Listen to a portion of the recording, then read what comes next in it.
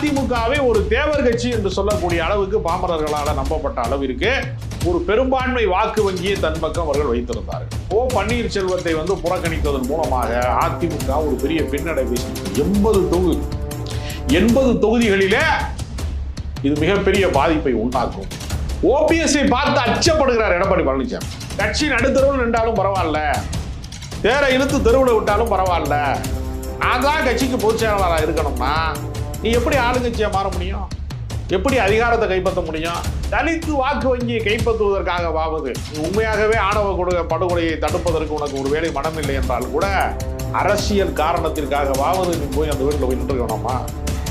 உள்ளுணர்வாகவும் நீ ஒரு சரியான மனிதனாக இல்லை, அரசியல் ஆதாய கணக்கு தெரிந்தவனாகவும் இல்லை. அவரை பொறுத்தவரையில் அரசியல் ரீதியாக அவருக்கு காய் நகர்த்து தெரியவில்லை என்பதற்கு திருநெல்வேலியில் போய் நல்லா தின்னுட்டு திரும்பி போயிட்டாருங்கிறது ஒரு முக்கியமான உதாரணமாக நான் பார்க்கிறேன். எடப்பாடி பழனிசாமியை பொறுத்தவரையில் அவருக்கு அரசியல் எதிர்காலம் இல்லை என்பது மட்டுமல்ல, நிகழ்கால அரசியலை வழிநடத்துவதற்கான அந்த மதிநுட்பமோ அவருக்கு வியூகமோ ஒரு துளி கூட இல்லை என்பதை அவர் உறுதிப்படுத்திக் கொண்டே இருக்கிறார்.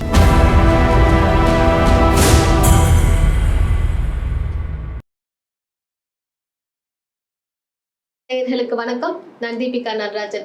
இன்னைக்கு நம்ம கூட அரசியல் விமர்சகர் ராஜகம்பீரன் அவர்கள் இணைந்திருக்காங்க. வணக்கம் சார். வணக்கம். ஓபிஎஸ் அவர்கள் கடுமையான மன உளைச்சல் இருக்காரு மோடி சந்திக்காதையொட்டி. இப்போ அதிமுக பாஜக கூட்டணியிலிருந்து வெளிவந்து அவர் தனித்து போட்டியிடும் போது அது தேர்தலின் தன்மையில என்ன மாதிரியான மாற்றங்களை ஏற்படுத்தும்னு எதிர்பார்க்கிறீங்க? ஏற்கனவே அதிமுக தென் மாவட்டங்களிலே ஒரு மிகப்பெரிய பின்னடைவை சந்தித்ததற்கு ஓ பன்னீர்செல்வம் போன்றவர்களுடைய செயல்பாடு, அவர் புறக்கணிக்கப்பட்டது என்பது மிக முக்கியமான காரணம்.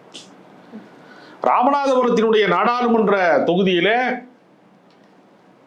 நடந்து முடிந்த நாடாளுமன்ற தேர்தலிலே அவர் 3,42,000 வாக்குகளுக்கு மேலாக பெற்றிருக்கிறார்.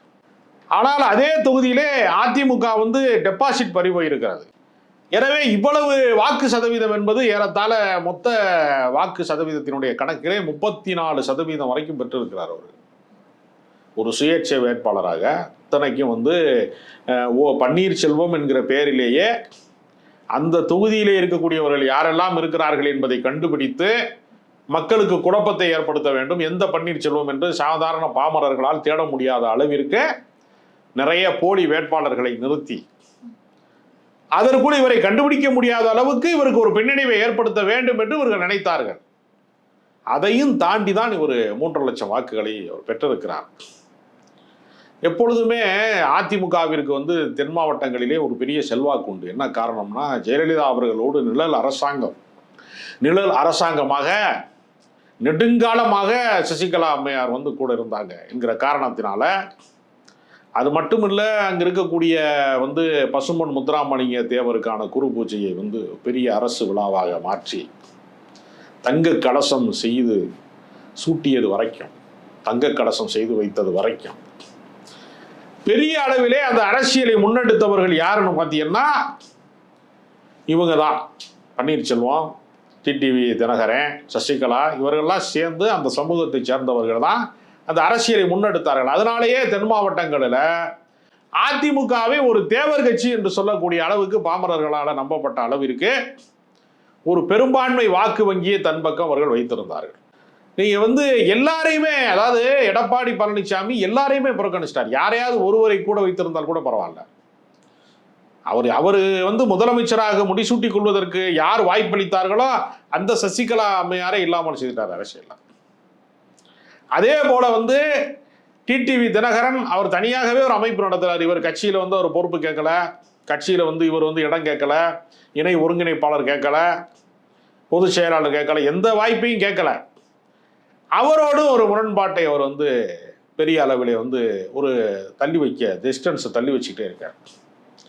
அடுத்து ஓ பன்னீர்செல்வத்தினுடைய தயவுனால தான் அந்த ஆட்சியே நடந்தது.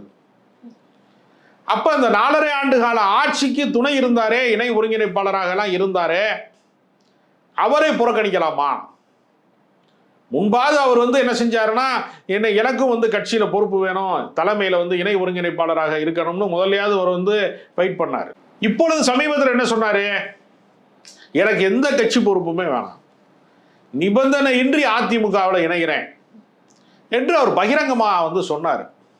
அப்படி பகிரங்கமா சொன்ன போதும் கூட அதை கண்டுக்காம காது இருந்தும் வந்து கேட்காத மாதிரி, கண்ணு இருந்தும் பார்க்காத மாதிரி, கண்ணிருந்தும் குருடராய் காது இருந்தும் சோடராய் மாதிரி கண்டும் காணாம புறக்கணிச்சார். அவர் புறக்கணிச்சதனுடைய விளைவு தான் வந்து அவர் வந்து ஒரு கட்டத்துக்கு மேல என்ன பண்ணிட்டாரு, என் கூட இருக்கிறவனுக்கு மட்டும் கட்சியில பொறுப்பு கொடு, என்னை விட்டுரு, நான் வந்து அதிமுக காரனா வாழ்ந்துட்டு போயிடுறேன், நான் வந்து இந்த கட்சியில நான் சாதாரண ஒரு டீ கடை நடத்தக்கூடியவனா பெரிய குளத்துல இருந்த என்னை ஒன்றிய செயலாளராக்கி, சட்டமன்ற உறுப்பினராக்கி, அமைச்சராக்கி, நிதியமைச்சராக்கி, கட்சியின் பொருளாளராக ஆக்கி, ஜெயலலிதா சிறைக்கு போன போதெல்லாம் வந்து நான் என்னை இடைக்கால முதலமைச்சராக இருந்து 3 முறை முதலமைச்சராக இருந்திருக்கேன். ஜெயலலிதா வந்து சிறைக்கு போனது பிரச்சனைக்குரிய நேரத்தில் 2 முறையும், ஜெயலலிதா மறைவுக்கு பின்பு 1 முறையுமாக 3 முறை அவர் முதலமைச்சராக இருந்திருக்கார். இவ்வளவு சிறப்புகளை பெற்றவர், கட்சிக்கு விசுவாசி என்று நற்பெயர் பெற்றவர், ஜெயலலிதாவால் பாராட்ட பெற்றவர், அவரை புறக்கணிக்க வேண்டிய அவசியம் பண்ணது. அவருக்கு பின்னாடி ஒரு வாக்கு வங்கி இருக்கிறது. அவர் தனிநபர் கிடையாது, அவருக்கு பின்னாடி ஒரு வாக்கு வங்கி இருக்கிறார். அவர் தனியாக அவரால் கட்சி நடத்துவதற்கு வேண்டுமானால் இப்போதைக்கு சாத்தியங்கள் கூட குறைவாக இருக்கலாம். ஆனால் வாக்கு வங்கி இருப்பது என்பது உண்மைதானே. எனவே ஓ பன்னீர்செல்வத்தை வந்து புறக்கணித்ததன் மூலமாக அதிமுக ஒரு பெரிய பின்னடைவை சந்தித்தது.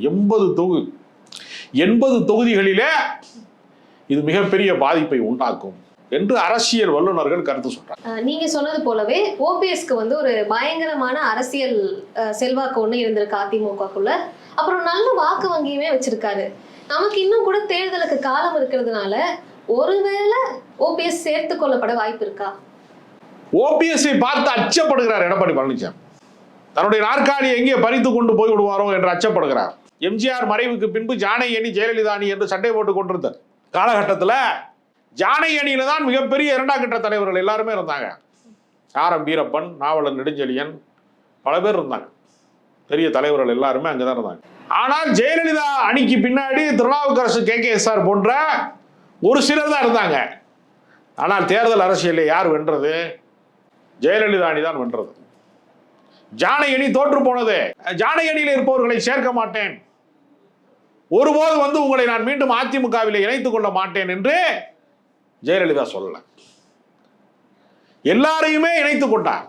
ஏன்னா கட்சி வலிமை பெறுவதற்கு எல்லா இடத்திலையுமே தலைவரே போய் கட்சிக்கு வேலையை பார்க்க முடியாது. கட்சியுடைய எல்லா நிர்வாக மட்டத்திலையும் அதற்காக வேலை செய்ய வேண்டும் என்கிற நிலைமை உருவானாதான் கட்சி வெற்றி பெறும் என்கிற காரணத்தினால ஜெயலலிதா அவர்கள் வந்து அனைவரையுமே இணைத்துக் கொண்டார். ஏன்னா ஜெயலலிதாட்ட ஒரு தன்னம்பிக்கை இருந்தது. தன்னை தாண்டி யாரும் தலைவராகி விட முடியாது என்கிற தன்னம்பிக்கை ஒரு தலைவருக்கு இருக்கணும். அப்படி இல்லாதவன் என்ன நினைப்பான்னா, எங்க நம்ம இடத்தை கைப்பற்றிடுவாங்களோ. ஏன்னா 30 அமைச்சர்களில 30வது இடத்துல இருந்தவர் எடப்பாடி பழனிசாமி. கடைசி பெஞ்சு மாணவர் அவர் அரசியல்ல. லாஸ்ட் பெஞ்சில் இருக்கிறவன் வந்து தனக்கு வந்து பதில் தெரியாதுங்கிறதுக்காக பதுங்கக்கூடிய, தலையை குனிஞ்சுக்குவான். வாத்தியார் கேள்வி ஏற்றுவாரோன்னு தலையை குனிஞ்சுக்குவான் லாஸ்ட் பெஞ்சில் இருக்க. அந்த மாதிரி அரசியல்ல ஒரு அடி மண்டு தான் எடப்பாடி பழனிசாமி. அதனால அவருக்கு தன்னம்பிக்கை இல்லை. தன் சகாக்களை இணைத்துக் கொள்வதிலே அவருக்கு இருக்கக்கூடிய தடுமாற்றத்தின் காரணமாக அவர் இணைத்துக் கொள்ள மறுக்கிறார். இப்போ எங்க பதவி பறி போயிருமோ அப்படிங்கிற பயத்தினாலதான் அவர் இது மாதிரி நடந்துக்கிறாருன்னு சொல்றாரு. வேற என்ன காரணம் இருக்க முடியும்? அவர்கள் கூட இருந்தா கூடுதலாக ஓட்டு கிடைக்கும்ங்கிறப்பயே அவங்களை சேர்க்க மாட்டேங்கிறாருன்னா அப்ப அந்த கட்சி நாசமா போனாலும் பரவாயில்ல, கட்சி நடுத்தருவில் நின்றாலும் பரவாயில்ல, தேரை இழுத்து தெருவில் விட்டாலும் பரவாயில்ல, நான் தான் கட்சிக்கு பொதுச் செயலாளராக இருக்கணும்னா நீ எப்படி ஆளுங்கட்சியா மாற முடியும்? எப்படி அதிகாரத்தை கைப்பற்ற முடியும்? இப்போது இருக்கக்கூடிய செல்வாக்கை கூட திரும்ப பெற முடியுமா என்கிற கேள்வி இருக்கிறது. சமீபத்துல வந்து நயினா நாகேந்திரன் ஒரு பயங்கரமான தடகுடலான விருந்து வச்சிருக்காங்க. அதுல அதிமுகவை சேர்ந்த நிர்வாகிகள் நிறைய பேர் வந்து கூப்பிட்டு இருக்காங்க. தொடர்ந்து பாஜகவோட தரப்புல இருந்து எடப்பாடியை சார்ந்தவர் மேல நிறைய கவனம் கொடுக்கப்படுது. தொடர்ந்து ஓபிஎஸ் ஓரம் கட்டிட்டே இருக்காங்க. எதனால இது? எடப்பாடி பழனிசாமிக்கு வந்து நயினார் நாகேந்திரன் வந்து 109 பதார்த்தங்களோட வந்து விருந்து வைத்தார் என்று சொல்லுகிற போது எனக்கு ரொம்ப வேடிக்கையாக இருந்தது. ஏன்னா அதிமுகவை பாஜக சாப்பிட்டுக்கிட்டு இருக்குன்னு தெரியாம பாஜக மாநில தலைவர் வீட்டில் போய் அதிமுக தலைவர் சாப்பிட்றாருங்கிறது இருக்குல்ல, யார் யாரை சாப்பிடுகிறார்கள் ஒரு கேள்வி இருக்கிறது. அதிமுகவை பாஜக விழுங்கி கொண்டிருக்கிறது. அந்த நேரத்தில் விருந்து நடக்கிறது. கருப்பு கொடி காட்டுகிறார்கள். யாரு? எடப்பாடி பழனிசாமியை வந்து திருநெல்வேலிக்குள்ள நுழையாது என்று கருப்பு கொடி காட்டுறாங்க பல பேர். அந்த ஊர்ல தான் சமீபத்தில் ஒரு ஆணவ படுகொலை நடந்தது. அந்த ஊருக்கு போயிட்டார்ல, இவருக்கு தான் முக்குளத்தூர் வாக்கு வங்கி வேற எதிராக இருக்கிறது. தலித்து வாக்கு வங்கியை கைப்பற்றுவதற்காகவாவது, நீ உண்மையாகவே ஆணவ படுகொலையை தடுப்பதற்கு உனக்கு ஒரு வேலை மனம் இல்லை என்றால் கூட அரசியல் காரணத்திற்காகவாவது நீ போய் அந்த வீட்டில் போய் நின்று வேணாமா? உள்ளுணர்வாகவும் நீ ஒரு சரியான மனிதனாக இல்லை, அரசியல் ஆதாய கணக்கு தெரிந்தவனாகவும் இல்லை. எனவே கவின் படுகொலை நடந்த அந்த ஊர்ல, ஆணவ படுகொலை நடந்த அந்த ஊர்ல திமுகவை சேர்ந்த அமைச்சர் KN நேரு நேரில் போய் பார்த்துட்டு வந்தார். தொல் திருமாவளவன், விசிகாவினுடைய தலைவர் திருமாவளவன் போன்றவர்கள் எல்லாம் இங்கே போயிட்டாங்க. ஏன், உங்களுக்கு விருந்து வச்ச பாஜக தலைவர் அதே சமூகத்தை சேர்ந்தவர், மறவர் சமூகத்தை சேர்ந்தவர் ஐனார் நாகேந்திரன் கூட அந்த ஆணவ படுகொலை நடந்த பாதிப்புக்குரிய இடத்துக்கு போயிட்டு வந்துட்டாங்க. அப்ப அரசியல்ல உங்களுக்கான ஒரு மோசமான ஒரு சம்பவம் நடக்கிறது, தமிழ்நாட்டிலே நடக்கக்கூடாத ஒரு மோசமான சம்பவம் நடக்கிறது. இந்த அரசுக்கு எதிரான ஒரு வாய்ப்பாக பயன்படுத்தி கொண்டு அரசியல் செய்வதற்காகவாவது எடப்பாடி பழனிசாமி இங்க போயிருக்க வேண்டாமா? அவர்கிட்ட மனிதாயமானம் இல்லைங்கிறத விடுங்க, அரசியல் ஆதாய கணக்கு கூடவா இல்லை? அவர் என்ன அரசியல் தலைவர்? எனவே அவரை பொறுத்தவரையில் அரசியல் ரீதியாக அவருக்கு காய் நகர்த்து தெரியவில்லை என்பதற்கு திருநெல்வேலியில போய் நல்லா தின்னுட்டு திரும்பி போயிட்டாருங்கிறது ஒரு முக்கியமான உதாரணமா நான் பார்க்கிறேன். சமீபத்துல எடப்பாடி பழனிசாமி அவர்கள் மோடியை சந்தித்த போது அவர்கிட்ட ஒரு 10 நிமிஷம் தனியா பேசினாரு. இந்த 10 நிமிஷத்துல திமுக அமைச்சர்கள் மேல இருக்க வழக்குகளை எல்லாம் நீங்க திரும்ப எடுங்க அப்படின்னு சொல்லி ஒரு 3 அமைச்சர்களின் பேரை குறிப்பிட்டு சொன்னதாக சொல்லியிருக்காங்க சார். அதை பத்தி என்ன நினைக்கிறீங்க? இல்ல, பாஜக இவர் சொல்லிதான் ஏற்கனவே அமலாக்கத்துறை அனுப்புகிறார்களா? இவர் வீட்டுக்கே அமலாக்கத்துறை வந்திருக்கிறது. இவர் சம்பந்தி வீட்டுக்கு, ஈரோடு ராமலிங்கம் என்று சொல்லக்கூடிய இவருடைய சம்பந்தி வீட்டுக்கு ரெய்டு அனுப்புனதுனாலதான் மணி லாண்டரிங் பிரச்சனை, பல கோடி ரூபா பிரச்சனை இருக்கிறது, அமலாக்கத்துறையில் கணக்கு காட்ட முடியாத பணம் இருக்கிறது என்கிறதுனால தான் பதறி அடித்து கொண்டு அவர் டெல்லிக்கே போனார். அதிமுகவோடு பாஜக ஒரு நாள் கூட்டணி வைத்துக் கொள்ள, அதாவது பாஜகவோடு ஒரு நாள் அதிமுக கூட்டணி வைத்துக் கொள்ளாது என்று பல முறை சொன்னவர் யார்கிட்டையுமே சொல்லாம கொள்ளாம திடீர்னு டெல்லிக்கு புறப்பட்டு போனாரா இல்லையா எடப்பாடி பழனிசாமி? அதுக்கு காரணமே அமலாக்கத்துறை தான். அதனால அமலாக்கத்துறையை இவர் சொல்லி தான் திமுக காரன் வீட்டுக்கு போகணுங்கிற அவசியம் இல்லை. அவர்கள் ஏற்கனவே திமுகவை வேட்டையாட வேண்டும் என்று நினைத்திருக்கிறார்கள். அதிமுகவை வேட்டையாடி அவர்கள் கட்சியை உடைத்து அந்த இடத்திலே தங்களை முன்னிலைப்படுத்த வேண்டும் என்று பாஜக ஒரு பக்கம் முடிவு கட்டி கொண்டு திமுகவையும் வீழ்த்த வேண்டும் என்கிற கணக்கில் அவர்கள் நடந்து கொண்டிருக்கிறார். எனவே அதிமுகவுக்கு என்ன நிலைமை வந்ததோ அதே நிலைமை தான் திமுகவுக்கும் வர வேண்டும் என்று எடப்பாடி பழனிசாமி நினைக்கிறார். தமிழ்நாட்டில் அதாவது எனக்கு ஒரு கண்ணு போனாலும் எதிரிக்கு 2 கண்ணும் போகணும்னு நினைக்கக்கூடிய ஒரு மனநிலையில தான் எடப்பாடி பழனிசாமி அரசியல் செய்து கொண்டிருக்கிறார். அதனால இது அரசியலில் ஒரு ஆரோக்கியமான போக்கு அல்ல. ஏன்னா அதிமுக என்கிற கட்சி நீடிக்க வேண்டும், அது திமுகவோடு சம பலத்தோடு எப்பொழுதும் போல ஃபைட் பண்ணிக்கிட்டே இருக்கணும். 2 திராவிட கட்சிகளுக்குள்ளே மாறி மாறி அதிகாரம் பயணிக்க வேண்டுமே தவிர தேசிய கட்சிகளின் கைகளுக்கு அது போய்விடக் கூடாது என்பதுதான் ஒரு சரியான அரசியல் பார்வையாக இருக்க வேண்டும். எடப்பாடி பழனிசாமியை பொறுத்தவரையில அவருக்கு அரசியல் எதிர்காலம் இல்லை என்பது மட்டுமல்ல, நிகழ்கால அரசியலை வழிநடத்துவதற்கான அந்த மதிநுட்பமோ அவருக்கு வியூகமோ ஒரு துளி கூட இல்லை என்பதை அவர் உறுதிப்படுத்திக் கொண்டே இருக்கிறார். இப்ப அதிமுக பாஜக கூட்டணியிலிருந்து வெளியேற்றப்பட்ட அந்த OPS யாரோட கூட்டணி வைப்பாரு, அடுத்த கட்ட அரசியல் நகர்வு அவரோடது என்னவா இருக்கும் அப்படின்னு தான் எல்லாரும் எதிர்பார்த்துக்கிட்டு இருக்காங்க. என்னவா இருக்கும் நீங்க நினைக்கிறீங்க? தமிழ்நாட்டினுடைய முதலமைச்சரை நடைபயிற்சியின் போது காலையிலே சந்தித்தது மட்டுமல்லாமல் மாலையிலே மீண்டும் ஒரு முறை அவரை சந்தித்ததன் வழியாக திமுகவினுடைய அணியிலே நேரடியாக திமுகவிலே போய் அன்வர் ராஜா போல இணையவில்லை என்றாலும் கூட திமுகவினுடைய அணியிலே தான் போட்டியிட போகிறார் பன்னீர்செல்வம் என்கிற மாதிரியான ஒரு பேச்சுவார்த்தை வதந்திகள் உலவியது.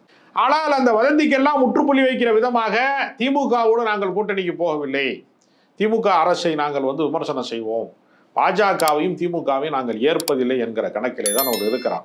ஏற்கனவே கூட விஜய் கட்சிக்கும் பன்னீர்செல்வம் அவர்களுக்கும் ஒரு கூட்டணி வரப்போகிறது என்று பல பேர் பூதத்தை கிளப்பி விட்டாங்க. அப்படி ஒரு பேச்சுவார்த்தையே நடக்கவில்லை என்று பன்னீர்செல்வம் அவர்கள் சொன்னார்கள். அதனால பாஜக கூட்டணியிலே நாம் இருந்ததுனால தான், பாஜகவோடு இணக்கமாக இருந்த காரணத்தினால தான் தன் அரசியல் வாழ்க்கை இவ்வளவு சரிந்து விட்டது. கடந்த 8 ஆண்டு காலத்திலே அரசியல் வாழ்க்கையிலே வந்து ஒரு பூஜ்ஜியமாக மாறியதற்கு பன்னீர்செல்வத்தினுடைய வீழ்ச்சிக்கு முழுக்க முழுக்க பாஜக காரணம். திமுகவை எதிர்க்கவில்லை என்று சொன்னால் அதிமுக காரர்கள் ஒருபோதும் பன்னீர்செல்வத்தை நம்ப மாட்டார்கள் என்கிற 2 நெருக்கடியிலே அவர் மாட்டிக்கொண்டிருக்கிறார். ஆனால் அதை தாண்டி அவருடைய அரசியல் என்னவாக இருக்க போகிறது என்பதை அவர் வந்து அடுத்த கட்ட பயணத்தை அறிவிப்பார். ஏன்னா அதிமுகவை கைப்பற்ற வேண்டும் என்கிற முடிவு பன்னீர்செல்வத்திடம் இருக்கிறது. அதுக்கு வந்து அவர் எடுத்துக்கொண்ட ஆயுதம் வந்து முதல் கட்டமாக என்ன செய்தார்னா வழக்கு போட்டார். தேர்தல் ஆணையத்திலே வந்து ஒரு வழக்கு போட்டார். அது வந்து அவருக்கு சாதகமாக அமையலை. அதே மாதிரி வந்து கட்சியினுடைய நிர்வாக குழுவிலே இடம்பெற்று தன்னுடைய நியாயத்தை சொல்லலாம்னு நினைச்சாரு.